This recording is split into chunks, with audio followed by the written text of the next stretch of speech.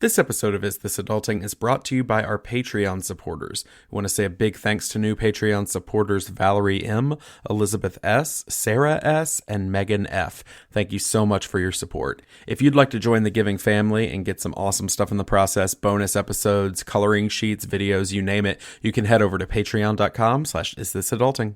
Thanks.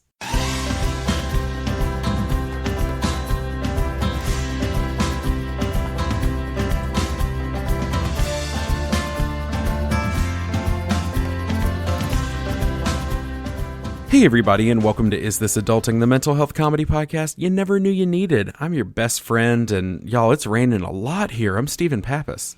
And I'm a very dry boy, Christopher Grimmett.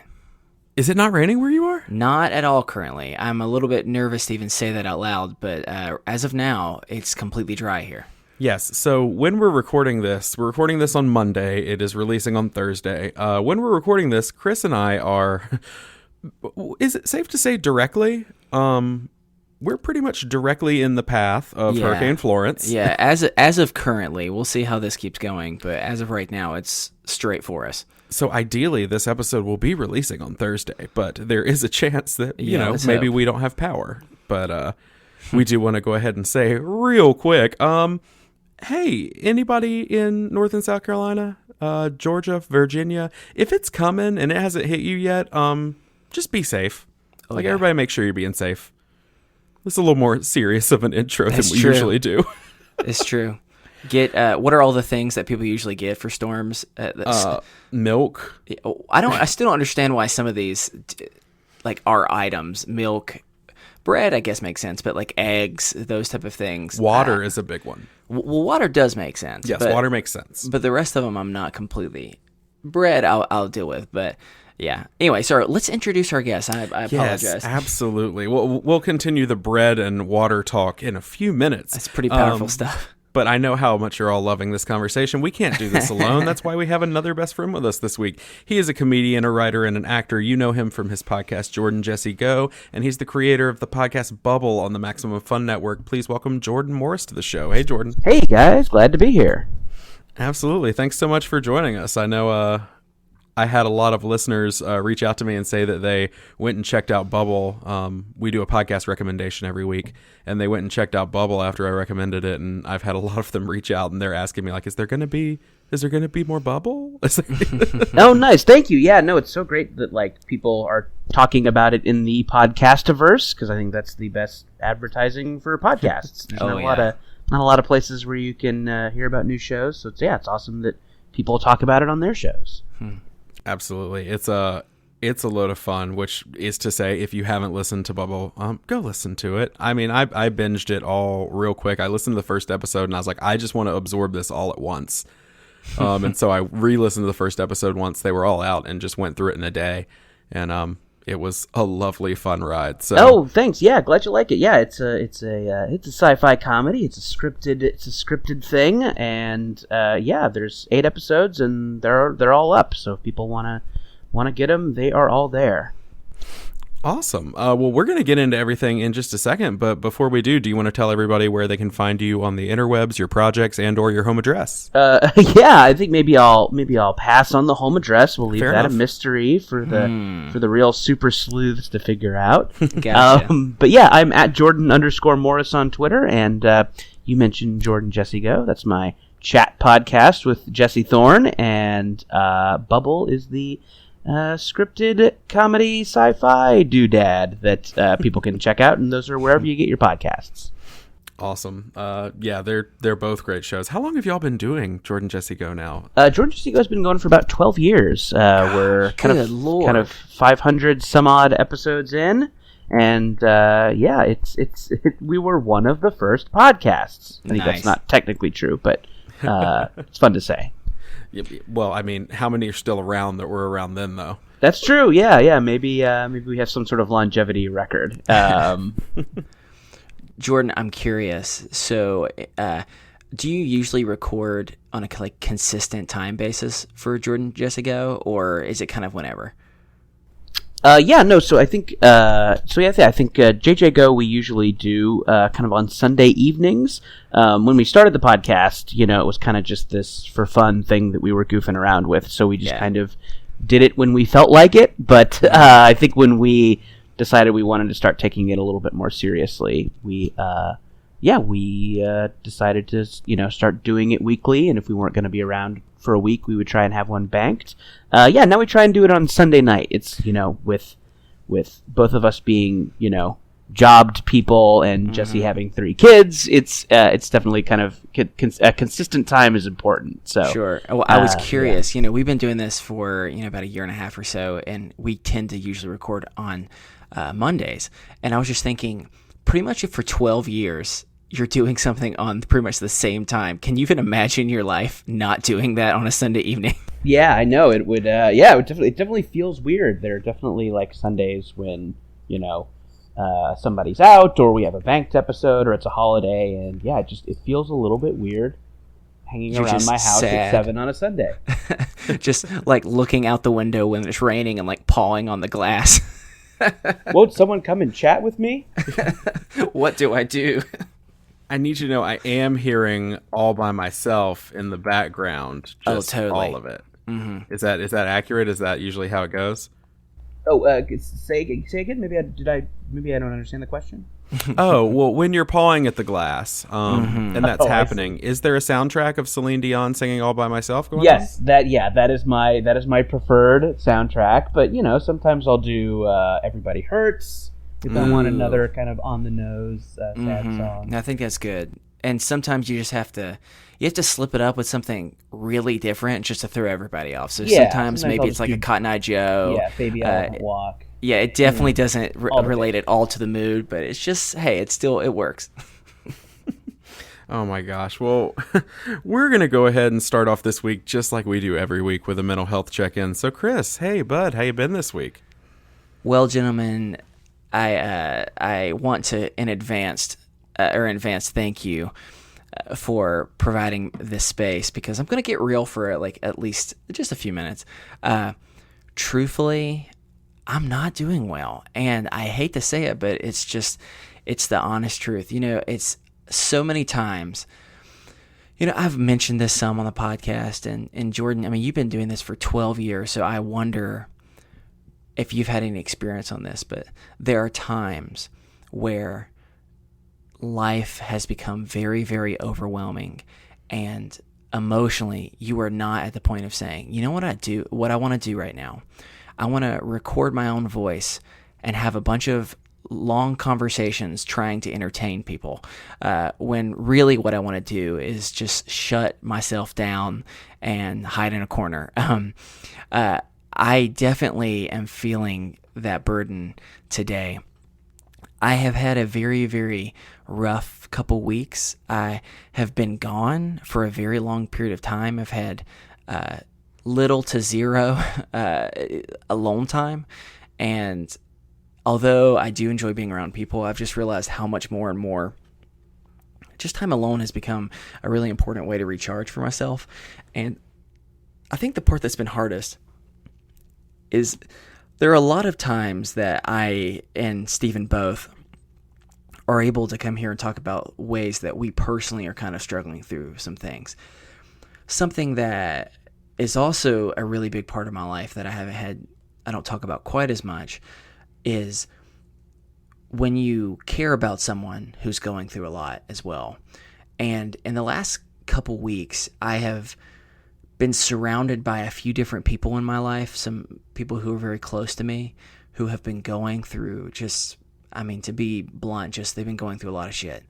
And you can tell that they are, I guess you would almost say, like a shell of who they used to be or who they usually are. And it's often very difficult to feel less helpless than in those moments where you're looking at someone and there's literally nothing you can do. I mean, you can be present, which is a whole lot for people, but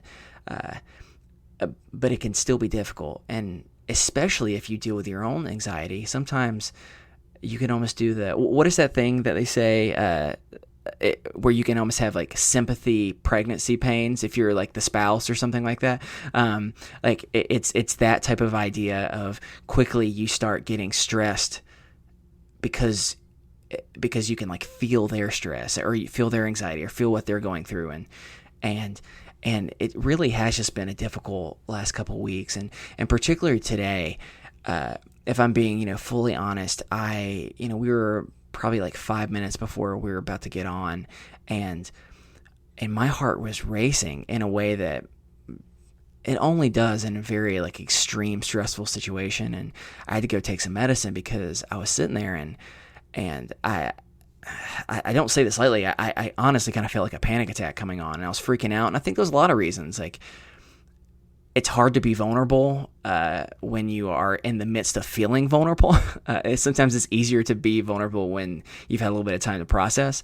Also, I think it's fair to just be open and honest. Hopefully this doesn't make you feel too uncomfortable with Jordan, but Jordan, like, you're a huge deal, and I really look up to you, and I admire just your craft and your humor. And so you're sitting there and you're already feeling kind of weird about yourself, and you go, man, I'm about to be in front of someone who is especially funny. So then you start beating yourself up, and I think that just the last couple of days genuinely have not been great, and there's no better way than I can think of celebrating that than the next few days being nothing but torrential downpours with the storms coming. But I think if nothing else, in times like this, I am grateful that I am having not like a platform, but having a place in which I can kind of openly vent, because sometimes just saying it out loud doesn't necessarily make it go away, but at least provides a little bit of relief. So I'm not doing great. So I definitely appreciate, any thoughts or vibes or anything like that from people. But I can say I'm grateful to be able to be around two awesome people, and I know that they are very funny, and hopefully I can just try and keep up with them today. So that's kind of what has been going on with me. So Jordan, you do not have to speak nearly that long, but so tell me how you been, man. Yeah, I mean, I've been okay. I think my kind of the challenge that I'm facing, these days, is that for the past kind of year or so, with a couple of exceptions, I've been working from home, which is definitely not the norm for me. I'm usually a guy who works in an office or works in a writing room or works in a production office. Yeah. And I've had some kind of shortish jobs like that recently, but for the most part, I've been writing from home. For jobs that require like the occasional office visit, but for the most part you're just working on a script at home or at the library or at Starbucks or something like that. And something that I've learned about myself is I definitely don't prefer that. I love the as annoying as it can be to get up in the morning and go to an office and experience rush hour and long Starbucks lines and all the crap that comes with commuting. Sure. I really, really like the energy, and definitely when you're in a doing a creative job, it just helps to have people around to chat with and joke with. And that's been a big that's just been a big thing that I've realized about myself. So I'm kind of having to look for ways to boost my mood, or to kind of realize when the solitude is getting to me. And I've had to kind of learn techniques for, how to kind of get out of the house when that kind of the solitude that comes with working from home gets to be a little too much. Yeah. I think me and Steven probably both resonate with that in different ways. I've worked at home predominantly for seasons. I know Steven does that now, and there can be times where that's awesome, and then other times where it's the equivalent of you looking out the window, pawing on the glass, of just being like, human connection, please be here. So, hey, thank you so much for sharing that. And I genuinely hope that you're able to keep finding new ways to be inspired and express your creativity that is both at the house as well as around other people as well. So thanks for sharing that, man. No problem. Yeah, I think it's something that people in our kind of age bracket deal with, just because there is so much more working from home these days, and so much kind of job changing that goes on. So yeah, it's been interesting to talk to different people about how they deal with that stuff. Yeah. Well, Steven, man, how about you? How you been? If I were sitting and looking out of a window, pawing on the glass, today's theme would be the early 2000s smash sensation, You Had a Bad Day by Daniel Powder. Wow. That is a blast from the past, my friend. Yeah, well, sometimes you have a bad day. Taking one down. That's true. Sing a sad song, you just turn it around. Here's the thing.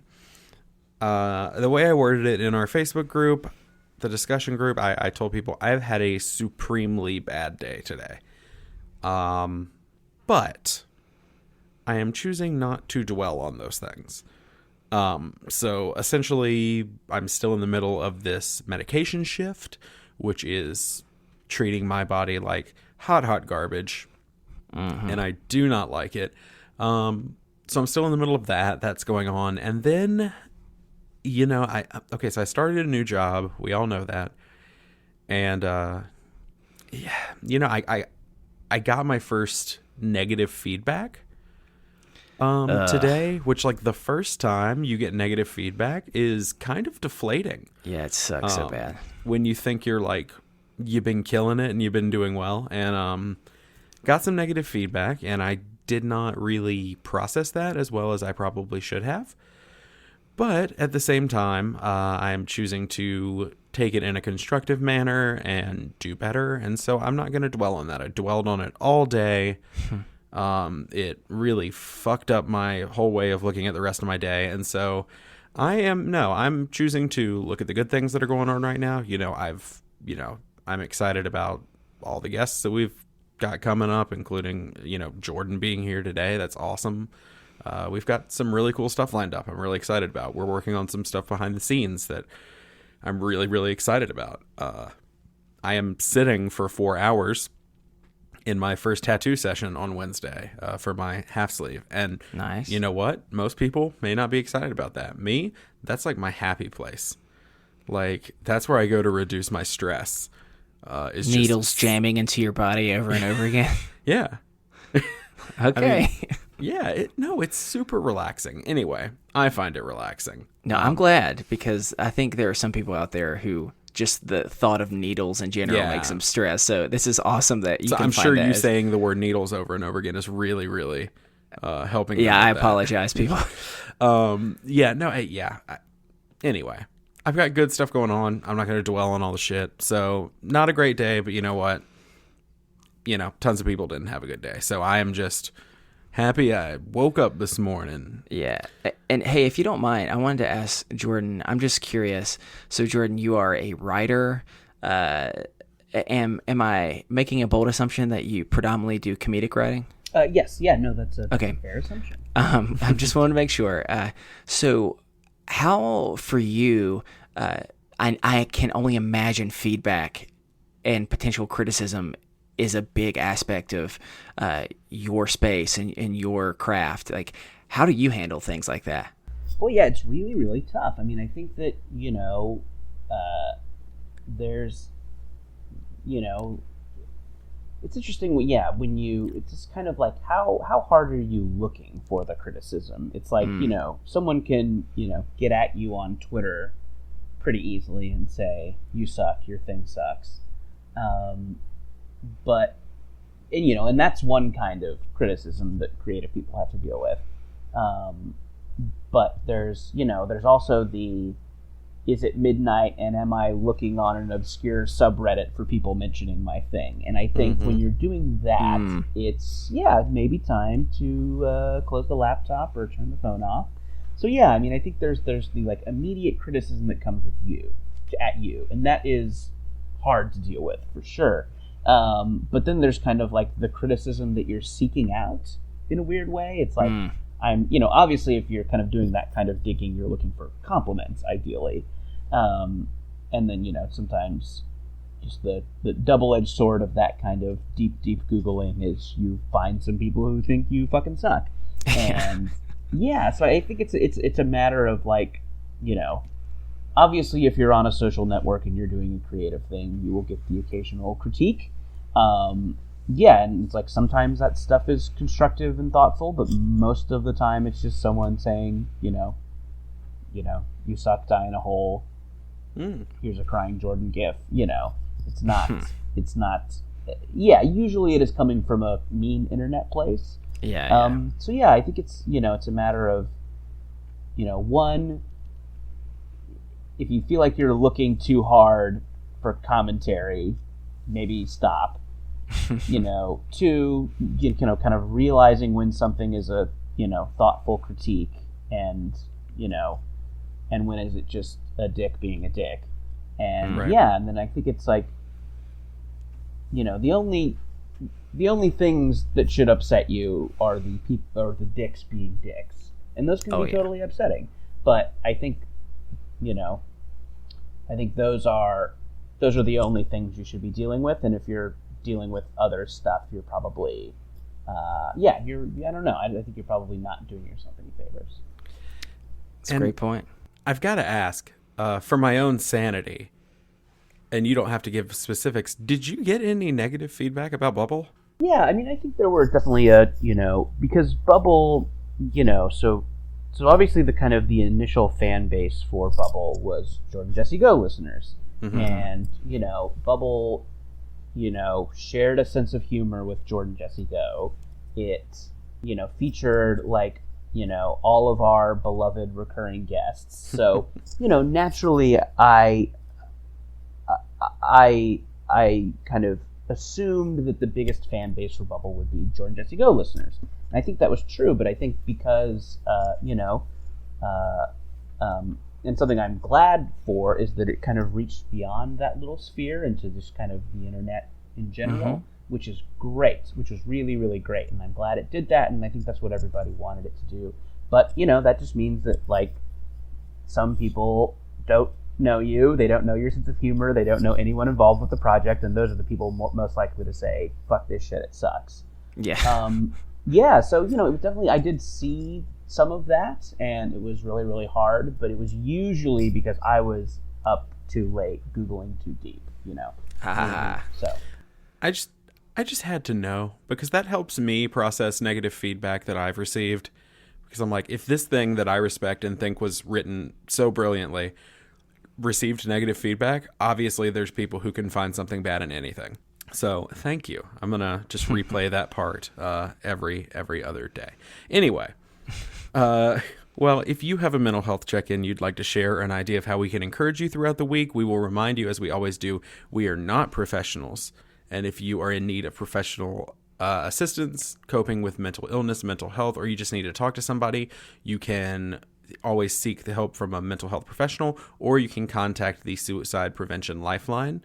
Both of those are great options, and you don't have to be in crisis to contact that number. They will just chat with you if you need somebody to chat with.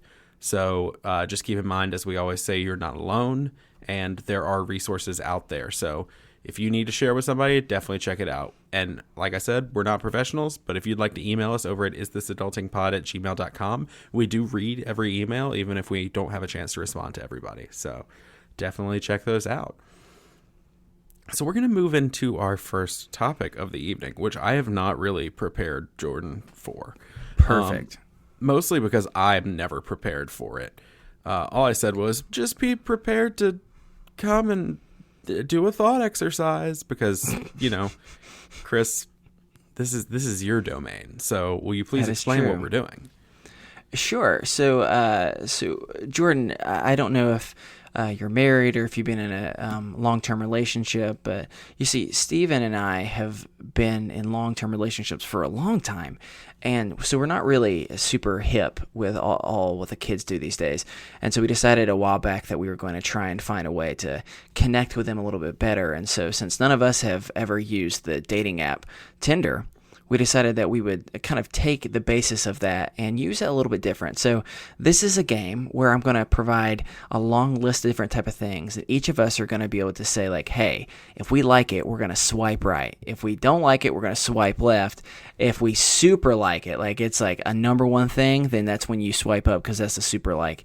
And then if you don't like it at all, then I mean, I guess you can always just delete the app if you want to. But it's a super simple game. We just call it Swipe or More Swiping. It's pretty generic in that sense. And I wanted to specifically, because I've been traveling, and I know that, Steven, you've been doing a lot of traveling lately, as right. well as I can imagine, Jordan, just in your line of work, that you have traveled quite a bit. I wanted to get just some thoughts on is it just me? Like, do y'all kind of feel the same way about this? I just want to kind of get some other opinions. So this is kind of the traveling edition of Swipe or More Swiping. Does that make sense? Yes.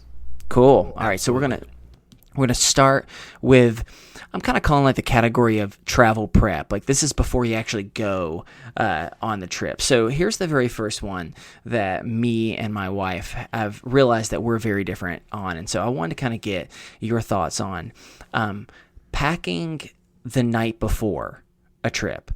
So what I mean by that is, like, some people like to pack way ahead of time. Some people wait until the very last second. Some people wait until like 20 minutes before they leave. So pack the night before. Swipe right is, yep, that is totally me. That's what I like to do. Swipe left is, nah, that stresses me out. Super like is, if you can just imagine, like, this is one of my favorite things to do. So how about Steven? Why don't you start us off? Okay, well, okay, so here's the thing. In practice, that's a big old swipe left. Mm-hmm. But in theory, I want to swipe right. Gotcha. I attempt to, like, I like the idea of packing the night before. I very much want to. But you know me, I almost call myself a big nasty boy. I don't think that's what I meant it as. Anyway, yes. I'm not great with the whole doing the laundry and having everything ready to go until the last minute. So, unfortunately, in theory, I do love the idea, but I'm going to swipe left because that's not my scene. Okay, I understand. It provides some stress for you. So, all right, Jordan, how about for you? Like, where are you on this spectrum? Yeah, I'm a big pack the night before guy. So yeah, it's probably a super like for me. Definitely, nice. If it's an international, trip, I, check my little cubby with my passport 10 times, and maybe, once in the middle of the night just to make sure it's there. So I definitely, I am a big for trips. I definitely am really worried about being bored on planes, so I definitely overpack as far as stuff goes. I definitely have a bigger stack of books than I need, and all that. But I am kind of I think I'm a diligent packer, but I'm also kind of a bad one. I feel like I pretty regularly get to where I'm going and find that I did not pack socks or underwear. So. Oh yeah. Well, you do not have to worry because you will look like the best packer known to man in comparison to me. I definitely have to say swipe right for me because at minimum I pack the night before. There are times, like for instance on this trip that I just was gone for like 12 days, that I packed the morning of when we were leaving, pretty much in like 20 minutes. And I'm known for forgetting to clean things, and it's always a complete nightmare. And Jordan in particular, there's the story of a couple months ago when I unintentionally forgot to pack both shirts and pants, believe it or not. That's a pretty successful thing that I am both ashamed and proud of simultaneously, to be able to say so. So for me, it's funny. My wife is the complete opposite. Like, she has made her list. Like, she's thinking the week of. She's starting to pull things out and do that. And I am her nightmare when it comes to. I am the complete opposite. And so I've noticed that as I was prepping and packing, and the same for her, and I just wanted to kind of see where y'all were on here. So here's the next part of it about travel prep. I want to know, are you the type of person that plans like an itinerary, or like you specifically know, maybe not like every second of every day, but you for the most part have every day kind of planned out? So Jordan, why don't we start with you this time? Are you an itinerary planner? If so, you swipe right or super like, and if not, you swipe left. Yeah, I might go ahead and swipe right on itinerary. Okay. Although, I think on recent trips, I like to have a fair amount of stuff planned, but also just kind of leave myself, ideally, time permitting, having just kind of a free day where I can, wander, maybe get lost a little bit, just kind of like rely on, Yelp for food, and just kind of see what a place is all about. I definitely like having that like kind of energy around a vacation. But yeah, definitely. But I also definitely like to have like tickets to stuff and plans and stuff like that. So yeah, I think swipe right on itinerary, but a free day could be awesome too. Okay, that makes sense. So Steven, how about you? That was my maniacal laugh. We could tell. Yeah, I don't plan. I'm not good at that. I'm gonna swipe left. I think Jordan and I might just be opposite humans. Yeah, I don't know. I don't like to have absolutely no plan, but like I'm one of those people. I'm like, well, while I'm in this city, I'll try to do this one or two things, and then the other days I'm like, well, what do I do now? And I will either Google that day and figure out what I'm going to go do, or find something and go, that sounds fun, and just do it. Like I kind of, especially if I'm on vacation, it's like, what do you want to do today? I don't know. Let's go explore and just find what we're going to do. So I'm not an itinerary person. I also realize that sounds way more like romanticized and daring than it really is. It's really just me being lazy. Yeah. I get that. I would probably say I probably lean closer to Steven in that regard, but I feel the compulsion of both. I would probably say I would swipe left for this. And the main reason why is because at the end of the day, I definitely don't want to come with zero plans, because that can also be stressful, but I like to have a very loose idea of these are the type of things that I would like to see, or this is the type of thing I'd like to do. And almost when I get there, I don't know how y'all feel, but unless it's something for a conference and it's already planned for you, it's really nice to kind of wait till you get somewhere and kind of see how you feel, because sometimes you may have had a super stupid flight, or you had like 20 layovers, and so having the ability to kind of that first day, maybe get some groceries, so you're kind of saving a little bit of money at a certain part of it, and kind of figure out, all right, what am I going to kind of do for the week? I feel like I want to see how the weather is, so to speak, and kind of get the vibe for stuff before I kind of move to the next level. But all right, so now we've moved from travel prep, and now it's time to get into the flying zone, and that's when we're actually flying in the air. And Steven, I know that you don't love to fly, but we're going to kind of move instead to some more particular things. So let's talk about the window seat. Are you a swipe right, a super like, or a swipe left on the window seat, Steven? I'm going to close the app, and then I'm going to break my phone in half. Ooh, okay. You're going to close that window, literally. Mm-hmm. Yep. And then I'm going to put it in the garbage disposal, because I have absolutely no desire to sit at a window seat, because I'm very, very high up in the sky, in the land of the clouds, where I should not be. And no, that's not where I want to be. I don't want to see it. I don't want to look out. I made the mistake when we were flying. I don't know where the hell we were. We were somewhere over Africa. I looked down and they're like, oh, look at the desert. I was like, oh, and I just happened to look out the window, and I died inside.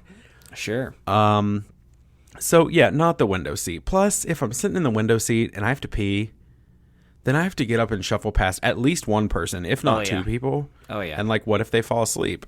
There's not a lot of room to like get up past them. So like, then it's going to be I got to wake them up. I've had to do that before, like wake them up and be like, hey, can I get out? Like, I don't want that. I am aisle seat all the way. Okay. Jordan, how about you? Do you have a preference? Yeah, I think it'll be a soft swipe right for... very casual. Very casual. We'll see how it goes. I default to the aisle seat if I have a choice, just because I'm a man with a small bladder. and and I also am feel very worried that I'm putting people out. So I think that those in combination make it so I feel bad if I have to get out too much on that from that window seat. So yeah, I think I prefer an aisle just for convenience. But if it's a kind of a red eye situation, that window can be great for sleeping. So. Oh man, that is true. Being able to lean on that is pretty solid.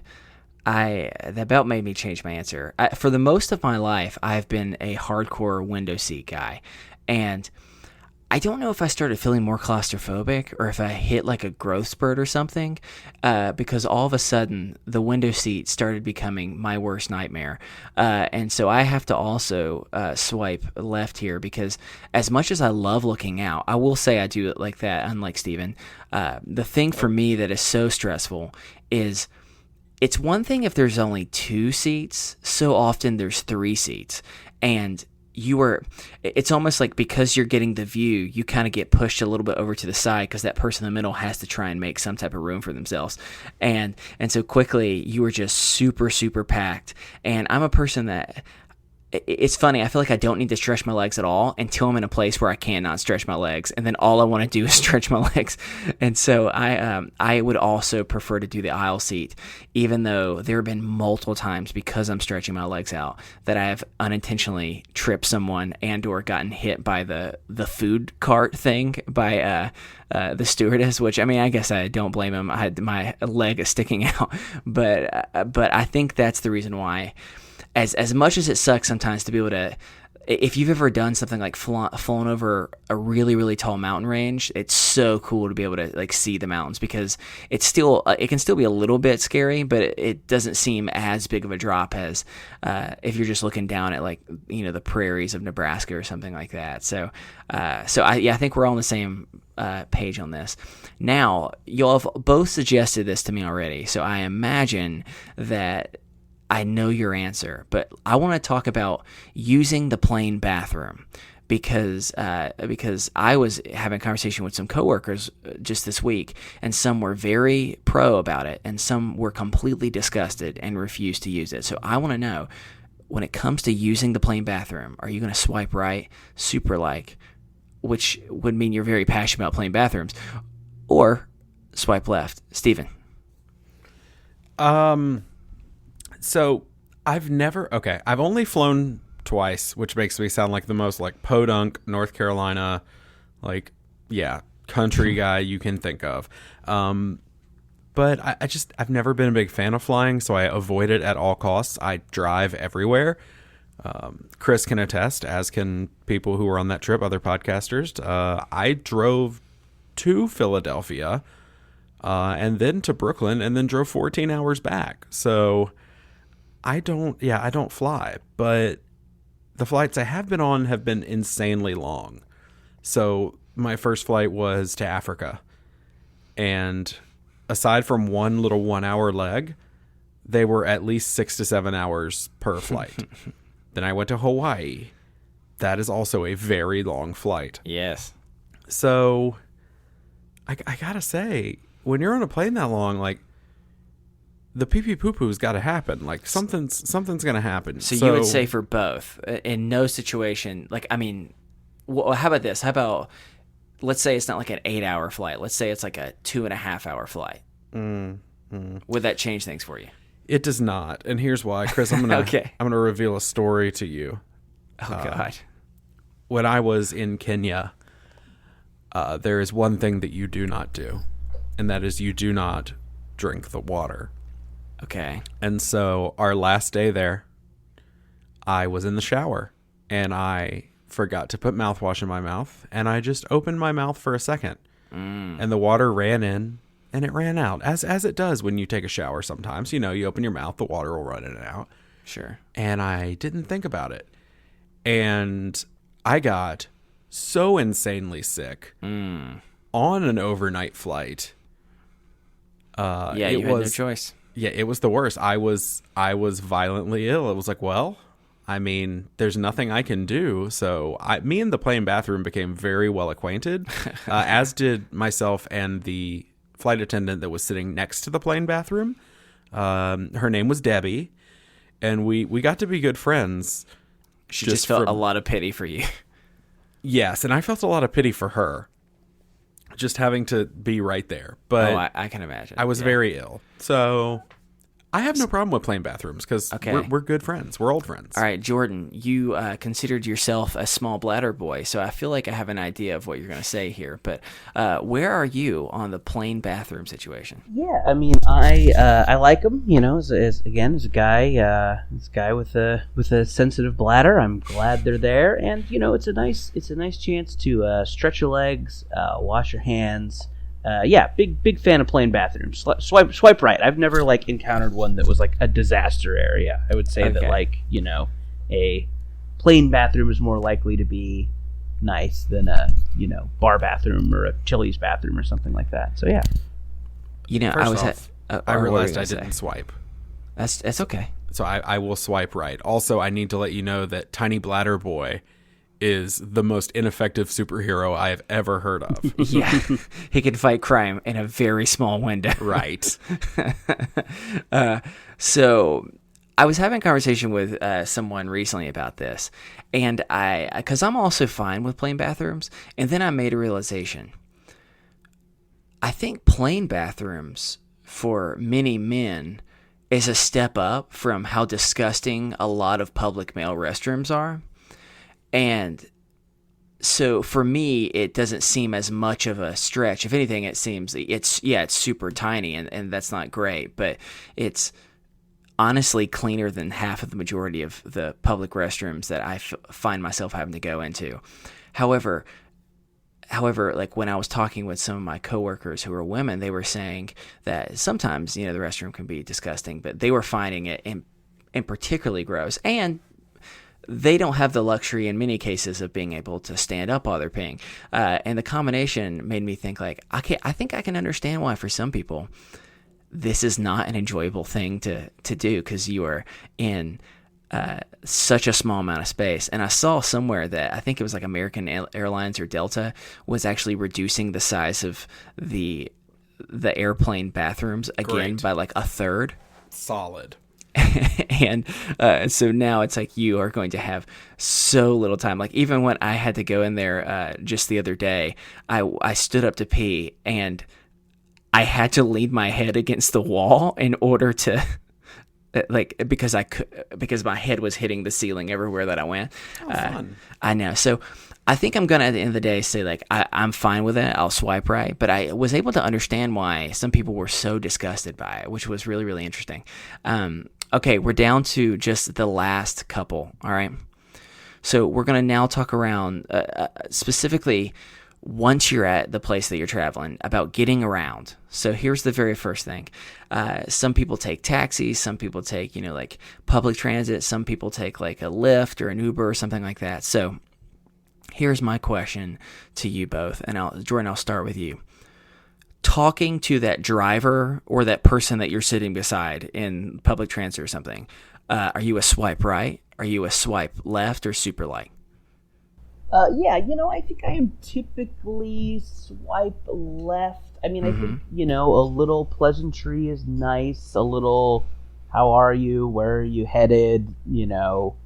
Hot enough for you. I think a little bit of that is nice, but when it feels like the person is making it their business to have a conversation when there's no connection, I think that's when it gets a little annoying, Sure. I mean, obviously, if it's we find out we went to the same college or we're reading the same book, obviously then it's good to chat. But it seems like there are some people who it's their principle to chat, or it makes their job easier for them. I'm not, I'm not here to say that if you're driving a Lyft all day and the thing that makes it worthwhile for you is chatting with people. Sure. Then, I mean, absolutely go for it. And I don't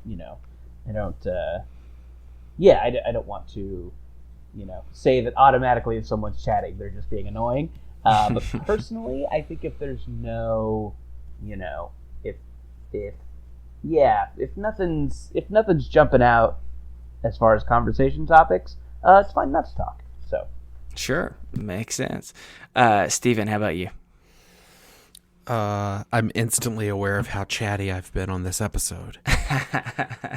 Yeah, no, I'm gonna take a big old swipe up on that, because I love nothing more than talking to a Lyft driver, because I really like to just address the situation. If they're cool, I like to instantly befriend them. If they're not cool, I like to annoy the shit out of them. Oh, wow. Okay. Just to see how awkward I can make the situation, because if they say something and make it instantly awkward, my goal becomes, how can I keep this feeling going for them? Because I'm a terrible human.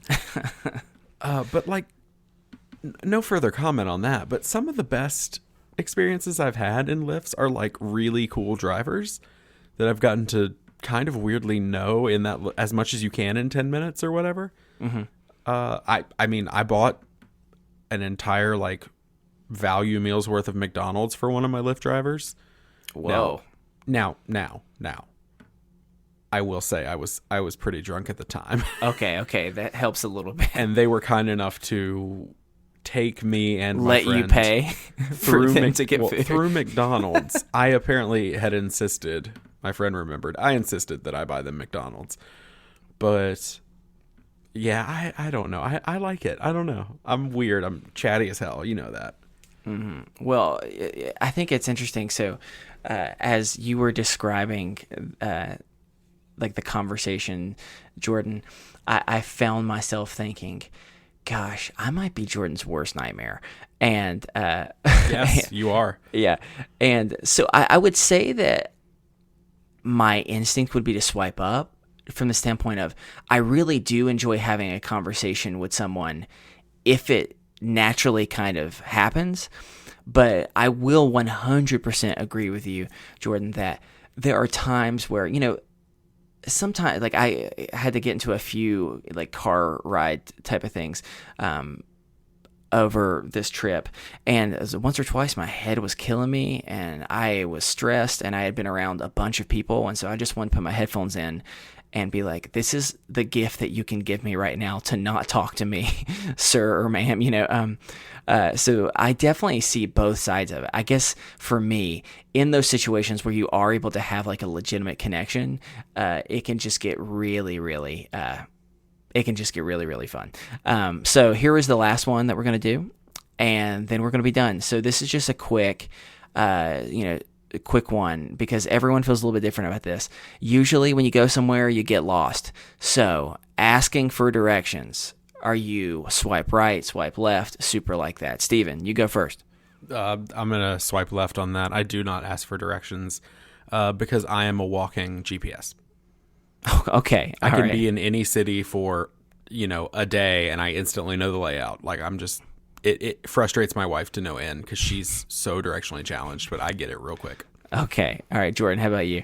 Yeah, I'm definitely the opposite. I get lost a lot. I think pre, everybody's got Google Maps, in their pocket at all times. I was a big ask for directions guy. I definitely would, ask someone and then ask someone else to confirm it. But yeah, I think now these days, especially when traveling, I consult Google Maps first.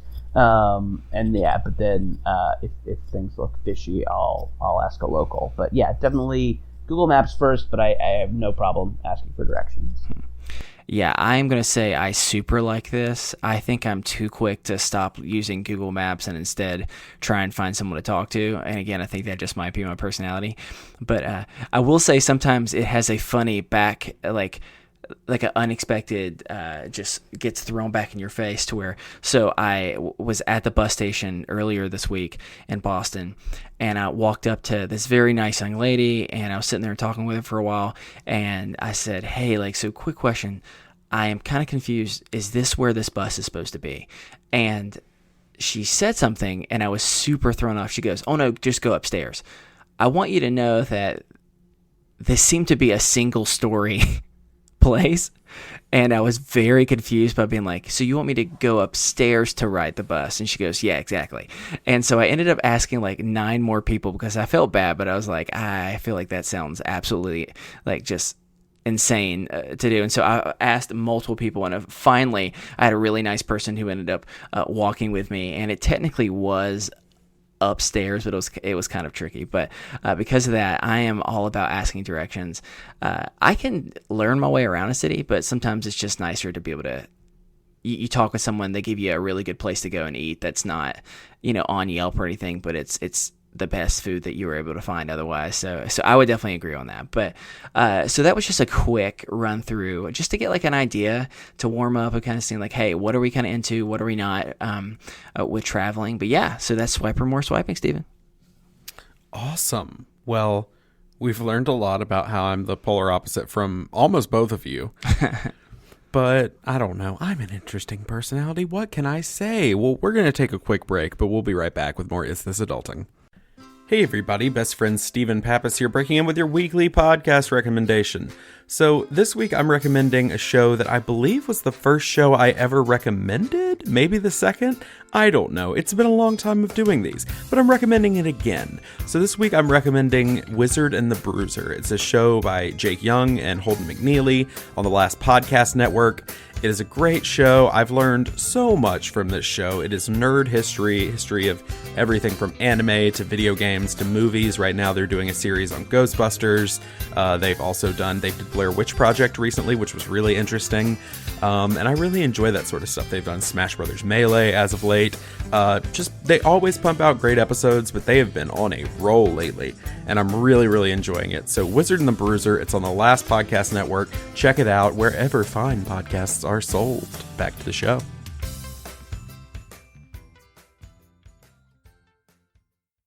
All right, hey, we're back.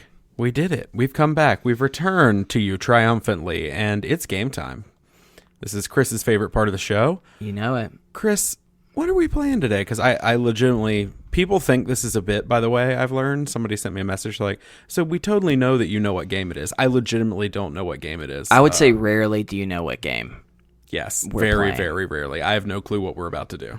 Yeah, so we're actually bringing back one we haven't done in a while, and I wanted to find something that was kind of inspired off of you, Jordan. And, the fact is that you've been writing Bubble, or how long did it take you to write Bubble, by the way? Oh, so Bubble started out as a TV pilot, and I had kind of had the, general idea of it for a while, but I think from, the time I sat down to start writing it and, when it was done was, maybe a month, and then nice. The writing of the series, maybe took about from soup to nuts 3 months, 4 months. I had a lot of other people were kind of involved with the writing of Bubble. We had a kind of an executive producer who kind of helped me with the outlines, and then some other great writers who did individual episodes, and then a cool punch-up room. So it was, so maybe about 3 months from, conception to record. So you know quite a bit about the whole process of putting something together, specifically in this sci-fi kind of comedic space.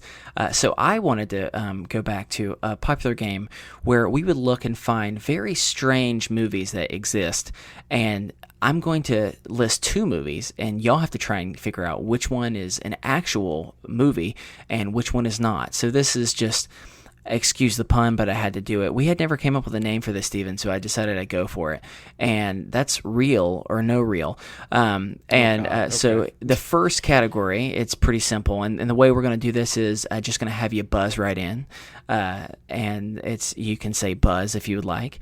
And so we'll have you buzz in. I'm going to quickly read the 2 titles and a sentence description pretty much of what each one is. And then I'm going to let you kind of buzz in. You tell me which one you think. We kind of go from there. And then also whoever selected first or buzzed in first, you get to try and guess. If there's a Rotten Tomato score, you get to guess and see if you get that right for an extra point. And if not, the other person can try and steal. Make sense?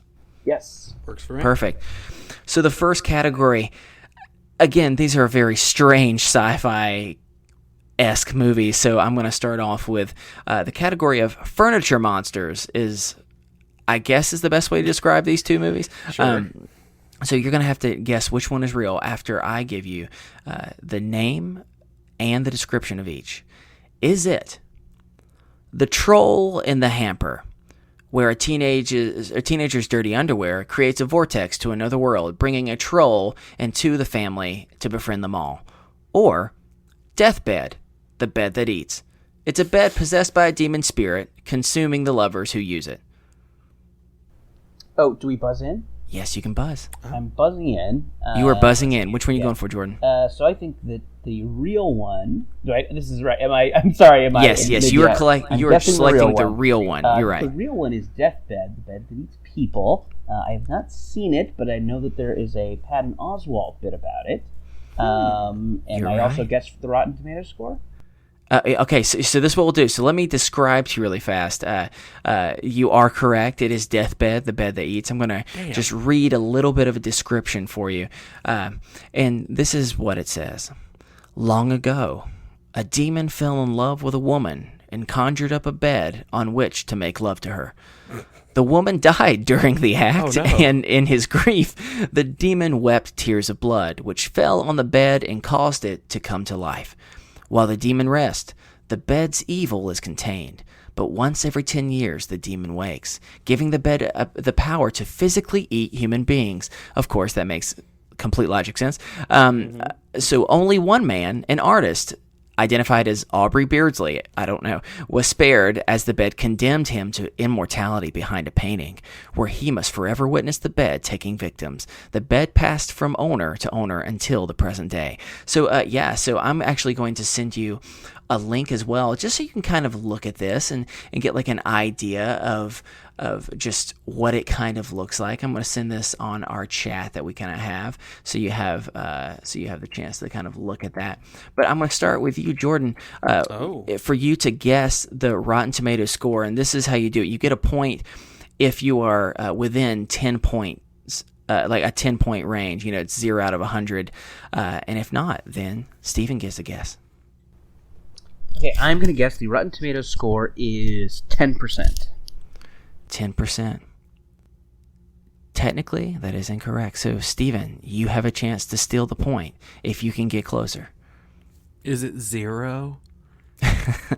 Unfortunately, it is not. It was 29%. Apparently, some people actually liked it. So, so Jordan, congratulations. You, actually, hold on. Is this how we do it, Steven? Only if you get within 10%, you get the extra point. Is that right? Yes. Okay. So he's only up by 1 now. It's all right. 1-0, but anyone can still come back. It's all right. Well done, though, for getting Deathbed, the bed that eats.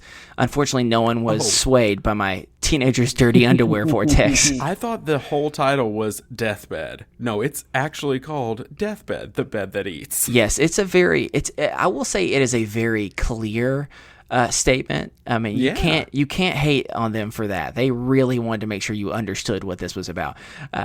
But so here's the next category of movie. This sounds complicated, I understand, but I'm just going to go for it, and that is bodily changes. Sure. Is it, gentlemen, The Day My Butt Went Psycho, a children's show about children and butts and fighting? Or Titanium Udders, where a desperate farmer down on his luck turns to experimenting on the animals to bring in some extra bacon? Buzz. Steven. The first one. You're saying The Day My Butt Went Psycho? Yes. You are correct. I was going to say, no, the other one sounds too much like you. Titanium Udders, did I give it away? I apologize. So this is a Canadian-Australian animated TV series that, surprising, apparently those two countries decide to do things together. But yes, you can now look at this for yourself and kind of look. So this is what is interesting about this show. I'm going to describe it to you. In a world where humans and their butts live side by side, some butts are up to no good. And so Zach dreams of becoming the greatest butt fighter of all. He is a junior butt fighter, and his butt, named Deuce, they pretty much just go on a bunch of adventures. And no joke, if you've ever seen like The Fairly Odd Parents or something similar to that, this is pretty much the same type of look to it. But pretty much it's just this guy, and for some reason his butt isn't attached to him. It's just like a small like character that walks around with him, and they fight off evil butts. So, sure. I mean, I don't know, but there's a segment in the first episode called Bubble Bum, in which Zach becomes allergic to his own butt. Oh my gosh. Bubble Bum? What it's was meant to be. It's meant to be. Yeah, you're right. So, but it's all right. Unfortunately, there is no Rotten Tomato scores for this because it's they made it into a show, not just like a small movie. Apparently this is a very popular show. Oh, I'm going on a deep dive, man. I mean, you really should look. It's a very interesting story, to say the least. But now we're going to go into the third one, where we are tied 1-1. So, gentlemen, this is what this category is. Weather plus animals equals movie. Sure. That's the best way to describe both of these clearly solid films. Is it Tectonic Turtles? An earthquake tears open downtown Miami, releasing a toxic gas that leaves amphibians growing to 6 times their normal size. Or Avalanche Sharks, telling the story of a bikini contest that turns out to a horrifying affair when an avalanche unearths prehistoric snow sharks. All right, Jordan, which one do you think of this is? Boy, if I mean, I guess I'm kind of familiar with this genre. It seems like this would be a sci-fi original in the kind of Sharknado vein. And I think I remember reading an interview with the company that makes those, and them saying that like sharks are just a slam dunk. Everybody's afraid of them. There's a history of shark movies, so they're sure things in that space. So just based on the fact that it has sharks, I'm going to go with Sharkvalanche. Yeah, so yeah, see, that would actually sound better than what it's actually called. It's called Avalanche Sharks. They just made it very, very just literal. But I'm going to let you be able to see the Wikipedia link on that. And anyone who wants to kind of see some of these, as well as like the trailers and things for themselves, you can go to our blog. It's just isthisadultingpod.com. You can see the show. It'll also be in the show notes, the links. You can kind of do that just so you can kind of see some of these I guess movies, is if you want to kind of refer to them. Y'all, this thing is interesting. So pretty much a snow avalanche happens one day during a bikini contest on a snow mountain. I don't understand why. But when the avalanche occurs, that's already a pretty horrifying thing. But then for some reason, underneath the avalanche in the hundreds of tons of ice are these prehistoric sharks that were frozen, but the avalanche somehow was able to awaken them, so that now they are literally going through the snow as fast as a shark would in the water, and it is complete crap, is the best way to just for you to kind of see it for yourself. So, Jordan, can I say, Jordan? Yes. This was produced for Sci-Fi Television. Hey, okay. You had it right on. So, all right. So, Jordan, since you got the point first, then you get a chance to go for the Rotten Tomato score. So, what do you think the Rotten Tomato scores is? 0 out of 100. Boy, I think it's in the single digits if it's anything. So, yeah, I'm gonna say 5%. All right. Just I realized I did it wrong. Both people were supposed to technically be able to kind of do it. So, Stephen, before I say anything, I wanted to offer you the ability as well. I'm going to go high and say 36%. Okay. Jordan, you are almost spot on. It was 7%. Hey, okay. So you got the extra point there. Well done. So you are now winning. Is that 3-1? Yes, 3-1. Yeah. So Stephen, this is your only chance to come back. I got to nail this one. Yeah, you really have to nail this one. So well done for Avalanche Sharks. You really know the sci-fi shark-based genre. So here's the last category. This one is a little unique. And the only category I could think of that would somewhat describe this would be violent people's day jobs. So is it. Ninja Doctor. From the Triads to the Tri-Cities, one ninja says goodbye to his violent ways to help others when his old gang calls him in for one last mission. Or, Surf Nazis Must Die. Neo-Nazis lead a bunch of gangs down the California coastline. One mama, though, will stand in the way. Me. Though. You said, did you say me, Stephen? Yeah, I just said me. Okay, so well, I guess I'll give that to you, but so what do you think it is? Is it Surf Nazis? It is sadly Surf Nazis Must Die. Oh. Y'all, this is just something else. I'm just going to read this all to you, and I want to clarify up front, this is by no means me making light of anything, as more as just reading this completely horrible sounding movie. So an earthquake leaves the California coastline in ruins and reduces the beach to a state of chaos.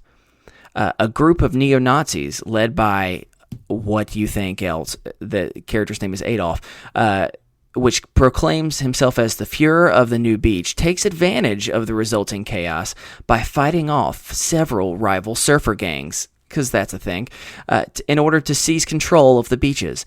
Meanwhile, oil well worker Leroy is killed by the surf Nazis while jogging on the beach, and Leroy's mother, Mama Washington, devastated by the loss, vows revenge. So after arming herself with both a handgun and several grenades, she breaks out of her retirement home to exact vengeance on the surf nerds, the surf Nazis.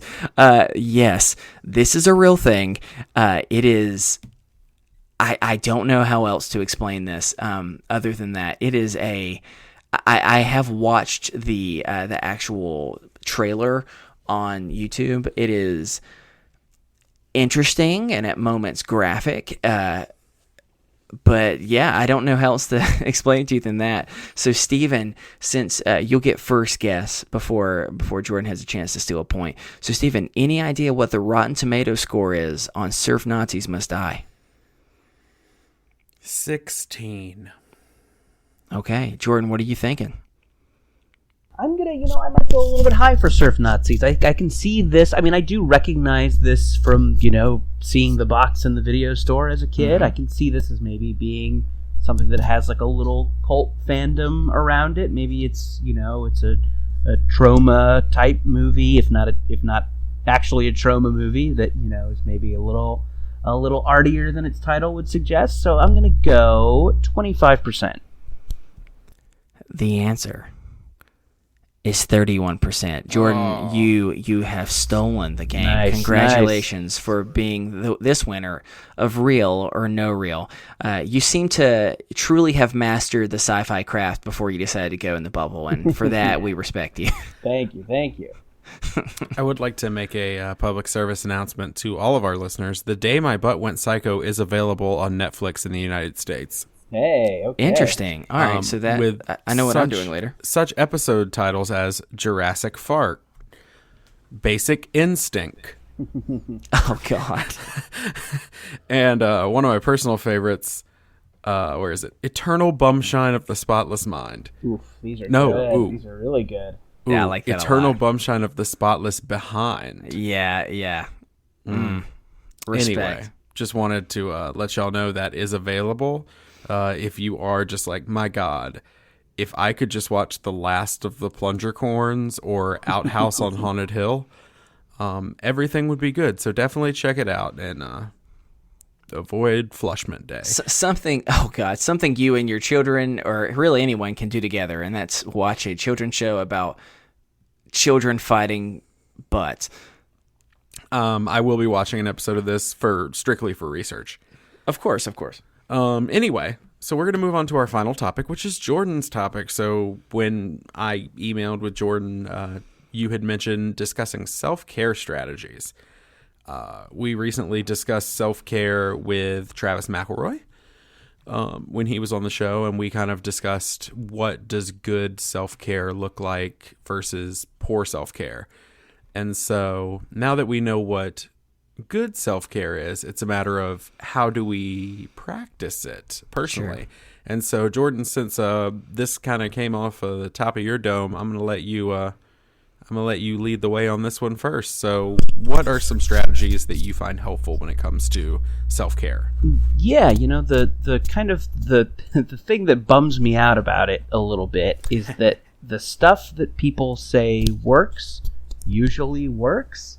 You know what? Exercise, getting out of the house, avoid alcohol, see friends. It is amazing how those things seem like cliches almost. And, for a long time, I feel like I rolled my eyes at them because I'm like, well, that's just an easy answer that everybody says.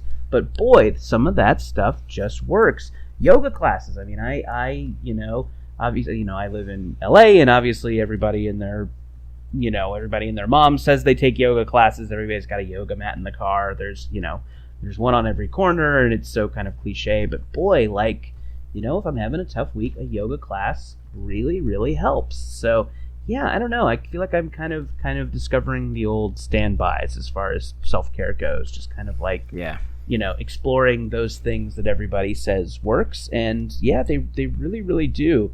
And then, also kind of,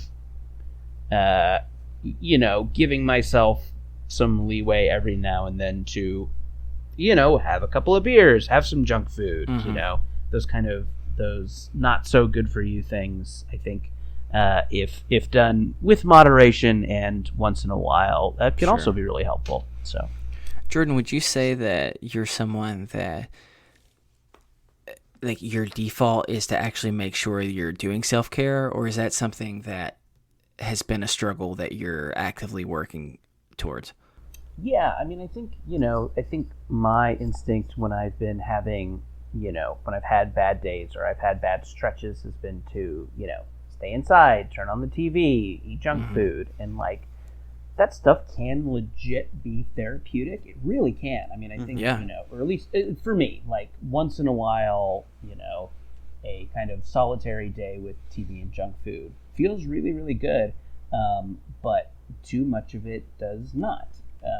So, I think that it is hard to sometimes get out of the house and go to that exercise class or that yoga class or on that hike and, go get the salad ingredients and stuff like that. That stuff, takes a little bit more effort. But I don't know, it legit helps, at least me. I mean, I don't mean to say that this is everybody's solution, but sure. For me, just sometimes thinking to yourself, what would my mom say if I told her that I was having a rough week?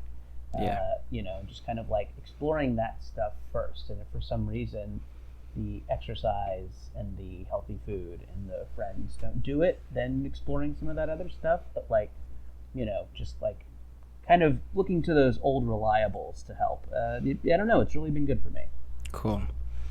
I have been thinking a lot in this last month or two as I've been kind of dealing with a little bit more heavy just waves of stress, maybe not consistently, but at least just a wave that has come a few separate times. And one of the things that it kind of crosses both the lines of going out for a walk or something, as well as being able to stay inside, is something that for the longest time I was afraid of, and that was, of animals. And, so I have a pet dog, and it has been amazing to me how many times when, there's different reasons for self-care. Sometimes it's because you're just exhausted because you've been working so hard. And sometimes self-care is when your insecurity is just going at full force and it's telling you every way that you're horrible and every way that you suck and you'll never be good enough.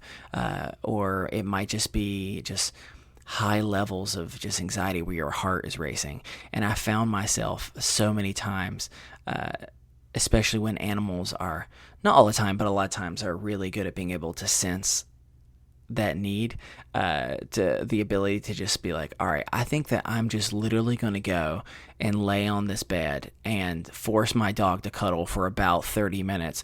And it's amazing how, it's just amazing how much that can provide like real tangible relief, to where like, you can like feel your heart rate starts going down, which is really, really nice. And at the same time, as you were saying before, I mean, I am one of those people to where it's so true. If you go out for a walk and all that type of stuff, in theory, it's going to, most of the time, just biologically, start making you feel better. But for me, the thing I found is half the time, the biggest battle of going out for a walk or something is either fighting the battle of you're tired and feeling lazy, or you're fighting the battle of the last thing I want to do is go back out around a lot of other people, especially if I'm going to be surrounded by people who are far more physically fit than I am, and then they're just going to make me feel horrible about myself, whatever that might be. But having a dog, or having someone like a friend or someone or like a group to be able to kind of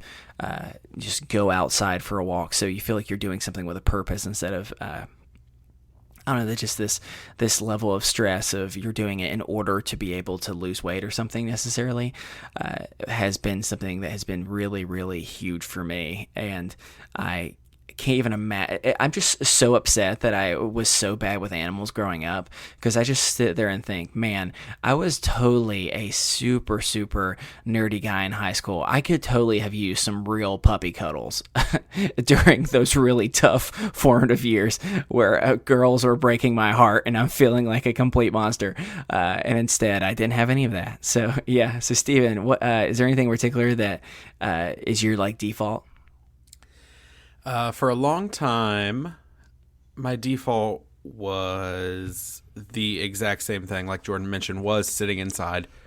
I would bar the door, literally, because I did live in a very high violent crime neighborhood. I did bar the door a few times, but sure. No, I would sit inside and just do nothing. I would veg out. I'd watch television. I would eat just all the pizza, just a rough 2 to 3 pizzas in a sitting. I would just make myself sick and do that. And yeah, it made me feel a lot better sometimes, but I don't think that I was necessarily practicing good self-care. I think it was more of a defense mechanism in a way, because of how often I was doing it. Now, doing that every once in a while is absolutely a way to care for yourself. But when you're getting to do it, 2-3 times a week, I don't know that that's self-care anymore. I think that at that point, you're just engaging in a bad habit. And so, for me, that's not at all what it looks like anymore. Every once in a while, I still have a day like that. I'm actually kind of hoping that I can use tomorrow as maybe not eating bad, but a day where I have therapy in the morning. I can just go to my therapy appointment and then come home, have a cup of coffee, and hop on that PlayStation and not do anything all day. Maybe catch up on some HBO shows. Like, just take that time to myself to do what I need to do, because that can be good. But for me now, it's become a big part of my self-care is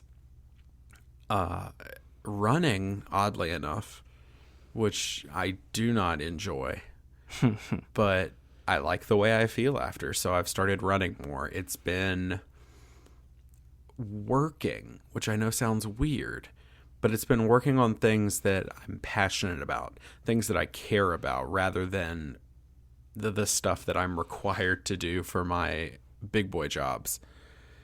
And so I really think for me, it's just been a matter of finding things that don't stress me out and doing those, less than finding things that do the Am I making sense? No, yeah, I definitely think you are. It's less about finding things like, oh, this is something that I really, really enjoy, as much as it's finding something that I just don't not enjoy. Well, even the fact that you said you were kind of talking about having like a schedule. It's amazing to me how often a schedule dramatically changes my life for better or for worse.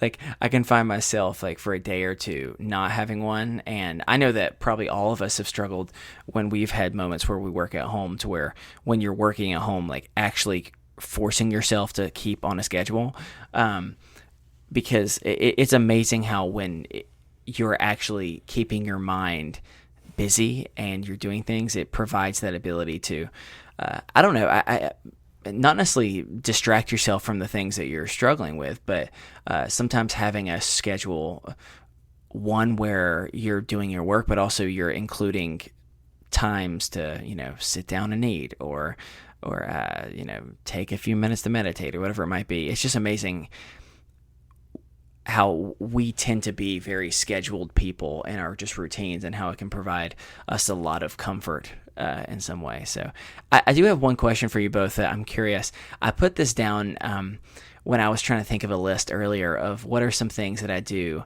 that are kind of self-care in itself. And this is kind of a strange one. And so maybe I feel like some people I know love this type of idea, and some people probably think I'm super weird for saying it. But do either of you people watch?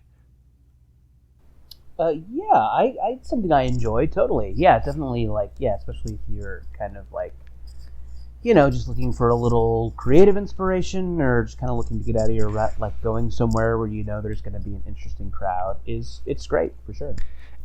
It's something that is always interesting to me, and I think, like, is this creepy? I don't know what it is about enjoying sometimes just sitting there, and there's no way I can't say this and not sound like I need to be on an NBC Dateline show by saying sitting there and watching people, but that's kind of the reality of what it is. There's just something weirdly calming about it, and I don't know what it is. So, Steven, do you people watch? Yeah, I mean the stakes are low. It's not you. You're out of your life for a second. You're for just a moment watching someone else's life, and I think that it takes kind of a weight off of you of just oh, they're doing all right.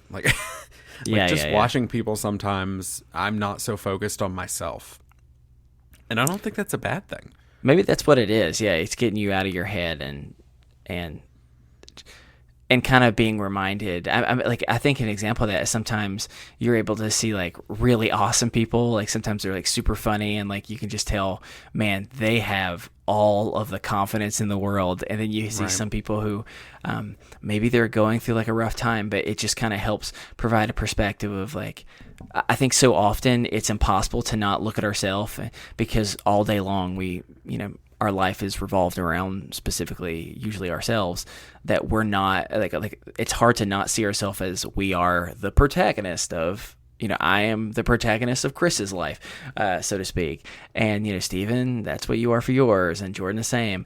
And I think sometimes it can be a really caring moment for yourself when you recognize just how many other people are out there, and how many other people are going through similar things, how many things are going through different stuff, and you can kind of be inspired by. There's nothing funnier than seeing someone I just imagine a super old man or old lady who is dressed honestly completely just berserk, but they are so proud and they're walking with so much swag, and you're gosh, I just wish I could walk around with the confidence in which that you wear simultaneously that Tommy Bahama shirt, mom jeans, and Crocs at the same time. It looks so comfortable.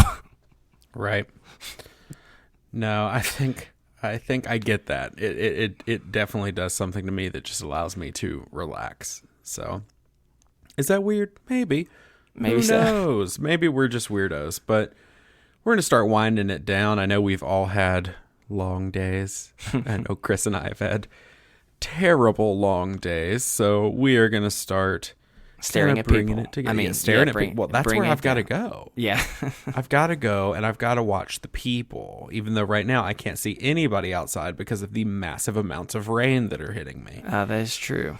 But if you would like to send us a topic for discussion or a mental health check-in, you can do that at isthisadultingpod@gmail.com. I'll remind you one more time, we are not professionals, and if you're in need of professional help, definitely contact a mental health professional or the Suicide Prevention Lifeline.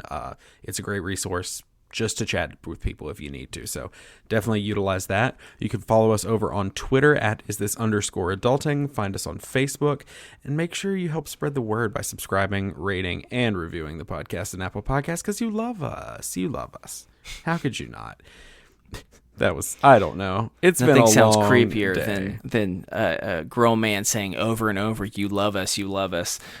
So whatever. I'm trying to speak my truth. Hey, that's is what okay. I'm You're doing. right. You're right. You got me. You got me good. And definitely check out the Is This Adulting Best Friends. It's our discussion group over on Facebook. It is a great place if you need a support system, if you need to talk about therapy or mental health or anything like that, or if you just want to post it. We had somebody post a thing in there that I'm sure Chris saw, and if he did, he died. Somebody posted an image this week. They had a snake crawl out of the engine of their car. Oh my gosh, I saw it and immediately threw my phone. Yeah, so I mean, it can be anything you want. It's just a discussion group in there, and the way I look at it, if you need just a place to vent or something, there's over 600 people in there that are more than happy to be a resource for you and be friends. There's a pen pal program that got started by an awesome listener. It's a really, really cool place, so definitely check that out. We would like to thank the collection for the use of our theme music, The Borrowers, off their album Ars Moriendi. Jordan, thank you so much for coming on the show, man. Yeah, thanks for having me, guys. Yeah, it's been a blast. Do you want to remind everybody where they can find you? Yeah, sure. I'm at Jordan_Morris on Twitter, and you can check out Bubble and Jordan Jesse Go at MaximumFun.org or wherever you get podcasts. Awesome. Well, I believe with that, it's going to do it for us here on Is This Adulting this week. I've been your best friend, Steven. I've been your best friend, Chris. And I've been your best friend, Jordan. And remember, kids, be happy, stay healthy, and go hug someone. Because you never know, their butt just may have gone psycho. No, eternal bum shine. Yeah, I now I'm gonna sit here for the next 6 hours and think of how many butt-related puns I can send to this cast. Butt puns, I love it. Anyway, y'all have a good week. All right, bye.